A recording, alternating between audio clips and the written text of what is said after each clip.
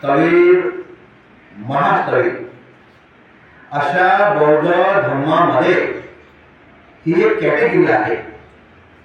सद्ग्रस्त म्हणजे सामान्य व्यक्ती जीवन जगत असताना त्यांना पंचशीलाचं पालन करावं लागते प्रत्येक मानवाला.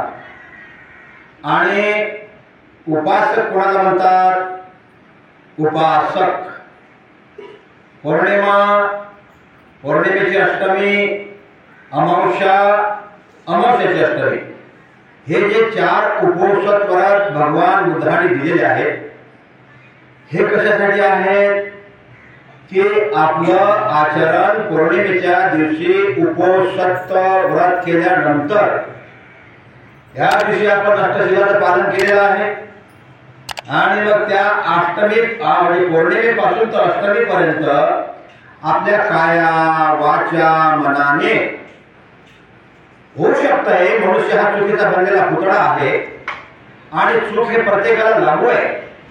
परंतु त्या 8 दिवसाच्या कालावधीमध्ये ज्या काही उपासिका आहेत मौल्या, त्या अष्टशिलाचं पालन करतात काटेकोरपणाने आणि हे 4 उपोषक व्रत धारण करतात आणि म्हणून त्या 8 दिवसामध्ये आपल्या काया, वाचा, मनाने जर तो काही अपराध घडला असेल तर पुन्हा रूपी पौर्णिमेपासून तर अष्टमीला पुन्हा रूपी आपण व्रत धारण करतोय. समनागतम. समनागतम म्हणजे आपण आता अष्टशिलाची याचना केली. श्रमणाची गती, अष्टांग समनागतम.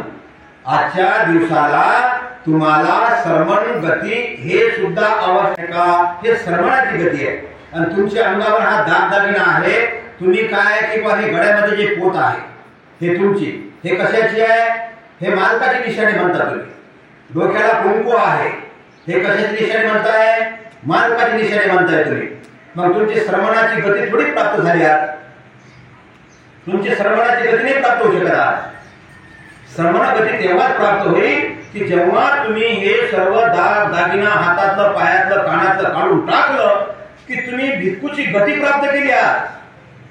याला म्हणतात समनं गतं उपोषतं. लक्षात? मग तुम्ही म्हणता माया भाई तर मग उपोषणाच्या दिवशी काही गळ्यात घालत नाही, हातात घालत नाही. ते करू द्या, कोणाला काही म्हणू द्या, पण तुम्हाला तुमच्या मनाची गती बदलायची आहे ना. तुम्हाला स्वतंत्र व्हायचं आहे ना. हे 4 उपोषक व्रत धारण करायचे आहेत ना. मग तुम्ही याचना केली ना की समनागतम, मला सुद्धा श्रमणाची गती प्राप्त झाली पाहिजे आणि मी सुद्धा अष्टशिलाचं पालन करेन. म्हणून अमावस्या आहे आज. बघा, अमावस्याच्या दिवशी आपण काही लोक नाही म्हणत मी, परंतु जे काही लोक अमावस्याच्या दिवशी नाही हे अशुभ आहे, हे चांगलं नाही आहे, आज काळोख आहे, आज अंधारानं चंद्र भरलेला आहे, आमच्या जीवनामध्ये अंधार नसला पाहिजे, आमच्या जीवनामध्ये प्रकाश असला पाहिजे, साहजिक आहे, साहजिक आहे. मग तुम्ही हा विचार करावं की हे जे आजचा हा अमावस्याचा चंद्र आहे हा नक्षत्रप्रमाणे बदलून राहिला. आजपासून 15 दिवसांनी हा चंद्र कसा उठणार बरं? पौर्णिमेच्या दिवशी प्रकाशमान होतो ना. अरे नक्षत्राप्रमाणे ते चंद्र बदलून राहिला. मग निसर्ग नियमानुसार जर तुम्ही बदलत नसाल तर तुम्हाला श्रमणाची गती कशी काय प्राप्त होणार आहे? तुमच्या जीवनाचा काळोख कसा काय जाणार आहे? तुमच्या मनातला अंधार कसा काय जाणार आहे? तुमच्या मनातला आज जसा हा चंद्र काळोखाने भरलेला आहे, पण 15 दिवसामध्ये प्रकाशमान होतो.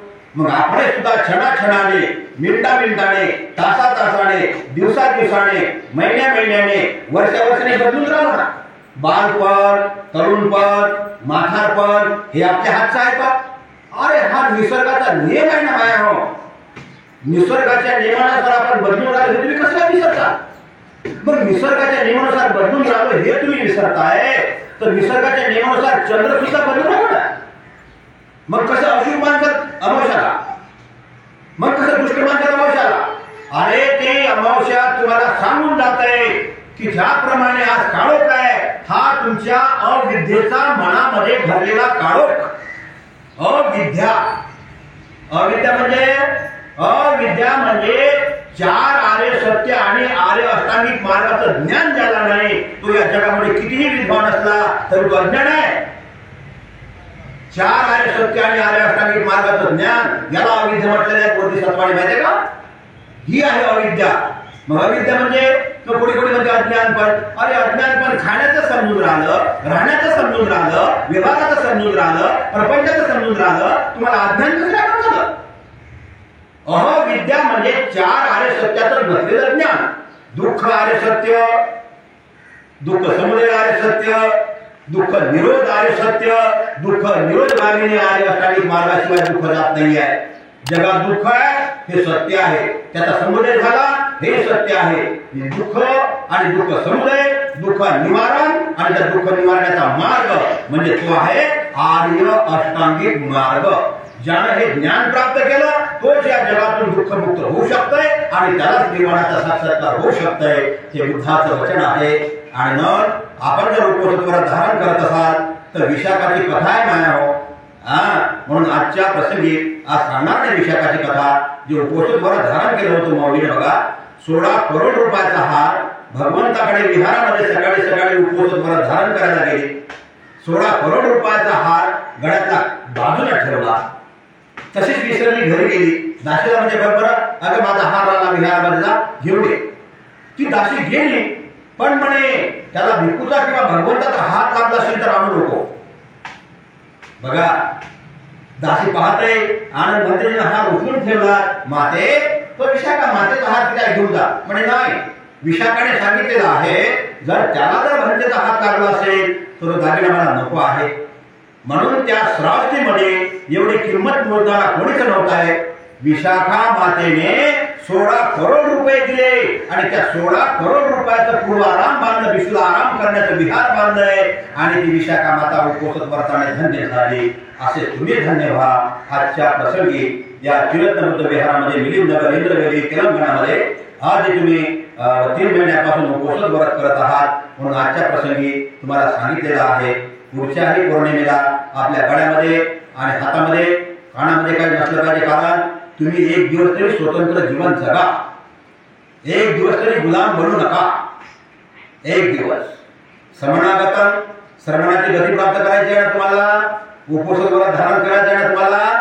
म्हणून एका दिवसाला तरी आपण काटेकोरपणे जरी पालन केलं तर म्हणून भगवंत म्हणतात की आरोग्य प्रम लाभा.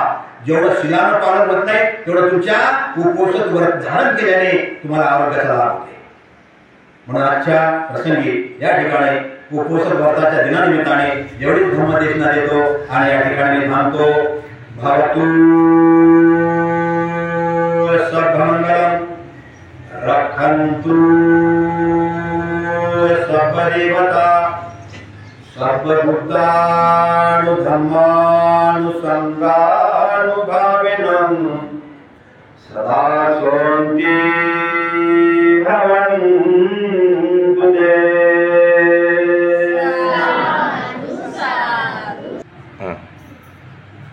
कुमार सोनकांबळे साहेब ईश्वरा बुद्धवाणी चॅनलचे सर्वेसर्वा खूप त्यांनी सिंहाचा वाटा उचलला माया हो. ज्याप्रमाणे बोधिसत्व डॉक्टर बाबासाहेब आंबेडकरांच्या कारकिर्दीमध्ये कोणी बाबासाहेबांचं भाषण सुद्धा चॅनलला देत नव्हतं, बाबासाहेबांचं भाषण सुद्धा पेपरला देत नव्हतं, बाबासाहेबांचं कार्य सुद्धा प्रेसवाले देत नव्हते बघावं. आणि म्हणून ही बुद्धवाणी चॅनल सोनकांबळे साहेबांनी हे उभारून सर्व विहाराचे प्रवचन युट्यूबला जात आहेत आणि ते प्रवचन ऐकून सर्व माता भगिनी विहारामध्ये पांढरे शुभ्र वस्त्र परिधान करून येत आहेत. आणि कुमार सोनकांबळे साहेबांचे खरोखर मनापासून अंतःकरणातून बुद्ध धर्म आणि संघ त्यांना उदंड आयुष्य लाभो याचा धर्माचं कार्य करण्यासाठी चॅनलच्या माध्यमातून सुद्धा प्रचार होत आहे. म्हणून साहेबांना आशीर्वाद देतो, मंगल कामना देतो आणि बुद्ध धर्म संघ या तिन्ही रत्नाच्या प्रतापाने तुमचं मंगल हो. कल्याण.